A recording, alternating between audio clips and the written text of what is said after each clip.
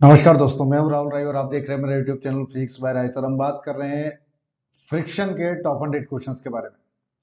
आइए देखते हैं क्वेश्चन नंबर 29 में क्या बोला गया। बहुत ही बेहतरीन क्वेश्चंस है। अगर आपको टॉप 100 क्वेश्चंस करने हैं हर टॉपिक के, तो फटाफट लाइक करें, सब्सक्राइब करें और शेयर जरूर करें, क्योंकि आपको यहाँ पे मिलने वाला है बोर्ड से लेकर जेई एडवांस तक के बेस्ट क्वेश्चन।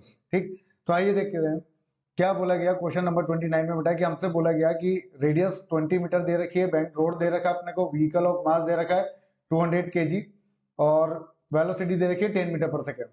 ठीक, find the direction and magnitude of frictional force acting on a vehicle if it moves with a speed. ठीक, तो भाई फर्स्ट केस में हमसे बोला गया कि यहाँ पर जो ब्लॉक है उसका मास वगैरह हमको पता है बेटा, तो नीचे लगेगा mg, एंगल थीटा हो गया यहाँ पे। अब इस केस में यहाँ पर जो कोफिशिएंट ऑफ फ्रिक्शन के लिए बात कर रहे हैं अपन, तो वो है म्यू। ठीक, अब जब ये यहाँ पर मूव कर रहा है और बैलेंस कंडीशन में फर्स्ट बोला गया कि 10 मीटर पर सेकेंड, है ना, ये बैलेंस कंडीशन के लिए उसमें। ठीक, तो अगर मैं यहाँ पे आपसे बोलूं कि फ्रिक्शन फोर्स, तो फ्रिक्शन फोर्स की क्या डायरेक्शन होगी, क्या आप बता सकते हैं?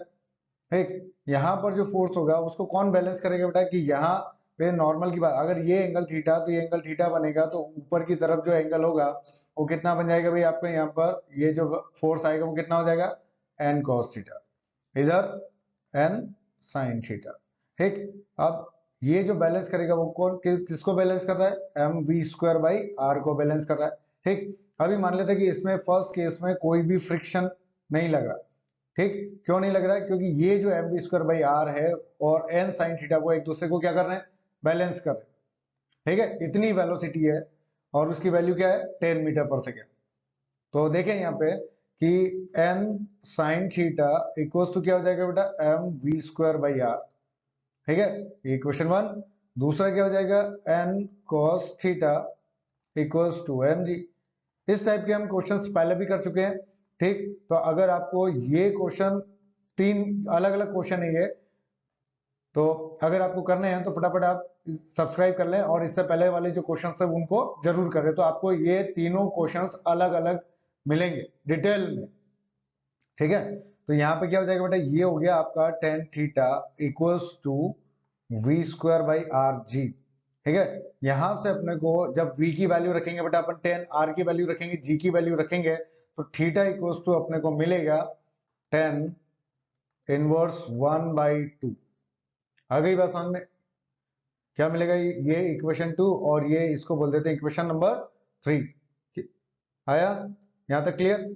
चलो भाई, अब आपसे बोला गया कि अगर इसकी वेलोसिटी 10 की जगह हम 5 रखें, जो फर्स्ट केस में बोला 10 की जगह कितना रखे बेटा, 5 रखे, जब इसकी वेलोसिटी डिक्रीज होगी तो यहां पर पीछे की तरफ इसमें क्या लगेगा बेटा, अब लगेगा इसमें फ्रिक्शन, है ना, क्योंकि सरफेस जो है वो रफ है आपकी। ठीक, तो यहां पर इस फ्रिक्शन के अगर कंपोनेंट की बात करें तो ये आ जाएगा बेटा एफ कॉस थीटा, और ऊपर की तरफ नॉर्मल का तो ऑलरेडी एक फ्रिक्शन कंपोनेंट है ही, एन कॉस थीटा।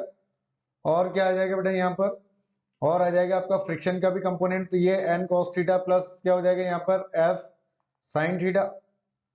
ठीक, और यहाँ पर एन साइन थीटा है बेटा ये। ठीक है, और यहाँ पर जो फोर्स लगेगा वो कौन सा लगेगा भाई अपना, इसी डायरेक्शन में एफ कोस थीटा की डायरेक्शन में लगेगा M V square by R. ठीक, आर वही है लेकिन वी अब चेंज हो गया, वी कितना बोला, 5 मीटर पर सेकेंड। ठीक है, देखो जब वेलोसिटी डिक्रीज होगी तो फ्रिक्शन किधर लगेगा बेटा, ऊपर। अगर वेलोसिटी इंक्रीज होती तो फ्रिक्शन किधर लगेगा, नीचे। ठीक है, अब यहाँ पर ये दो इक्वेशन बन गई, इसको अपन सॉल्व करते हैं वापस से। तो क्या लिखेंगे भाई यहाँ पे अपन, कि एक तो बनेगा बेटा अपना एन साइन थीटा माइनस ये F cos theta equals to M V square by R. ठीक है, इसके लिए ये फर्स्ट इक्वेशन होगी, और सेकंड इक्वेशन बनेगी बेटा यहाँ पर N cos theta plus F sine theta equals to M G, ये सेकंड इक्वेशन। अब यहाँ पर इन दोनों इक्वेशन में अपन f की वैल्यू रख देंगे बेटा, f इक्वल्स टू क्या रख सकते हैं अपन, f इक्वल्स टू रख सकते हैं म्यू इंटू एन। ठीक है, n की जो वैल्यू आ जाएगी वो क्या आ जाएगी, यहाँ पर आपका ये कंपोनेंट लेंगे तो ये बनेगा बेटा एम जी कॉस थीटा। ठीक है, ये किसके बराबर हो जाएगा, नॉर्मल के बराबर। जब हम इसको दोनों को सॉल्व करेंगे तो यहां से फ्रिक्शन की वैल्यू निकाल सकते हैं अपन डायरेक्ट। ठीक है, क्या वैल्यू आ जाएगी भाई यहाँ पे, अगर अपन फ्रिक्शन फोर्स निकाले इस केस के लिए तो यहां से भी अपन डायरेक्ट वैल्यू निकाल सकते हैं और इन दो इक्वेशन से भी निकाल सकते हैं। तो क्या वैल्यू बनेगी मेरे पास यहाँ पे, फ्रिक्शन की जो वैल्यू आएगी वो आएगी बेटा 300√5 न्यूटन।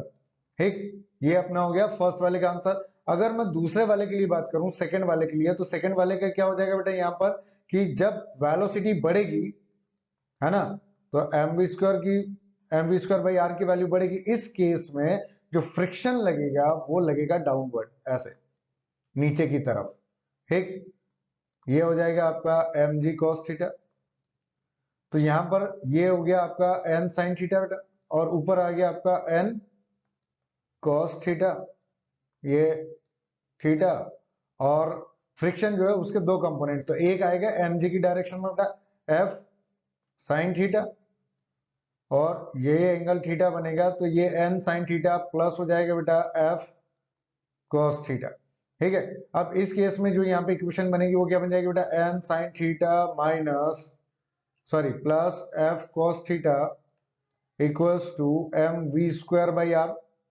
ठीक है, और दूसरी इक्वेशन क्या बन जाएगी बेटा वर्टिकल के लिए अगर अपन बात करें तो, कि n cos theta minus f sin theta equals to mg।